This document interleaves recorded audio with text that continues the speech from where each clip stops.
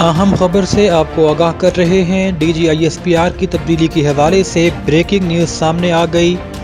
نئے تعینات ہونے والے آرمی چیف نے تعیناتی کے 2 دن بعد ہی سپریم کمانڈ میں بڑی تبدیلی کر دی۔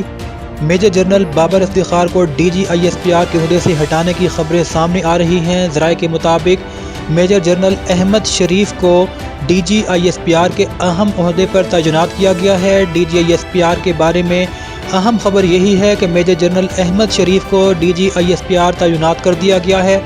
میجر جنرل احمد شریف کا تعلق آرمی کی انجینئرنگ کورس سے بتایا جا رہا ہے، جو کہ ای ایم ای سے تعلق رکھتے ہیں۔ اس سے پہلے پاکستان آرمی میں کبھی بھی آئی S P are media wing میں الیکٹریکل مکینیکل کمپین سے کسی کو سلیکٹ نہیں کیا گیا۔ آپ کو اہم خبر سے آگاہ کر رہے ہیں۔ ذرائع کا یہ دعویٰ ہے کہ نئے تعینات ہونے والے army chief general Asim Munir نے میجر جنرل احمد شریف کو D G I S P R تعینات کر دیا ہے۔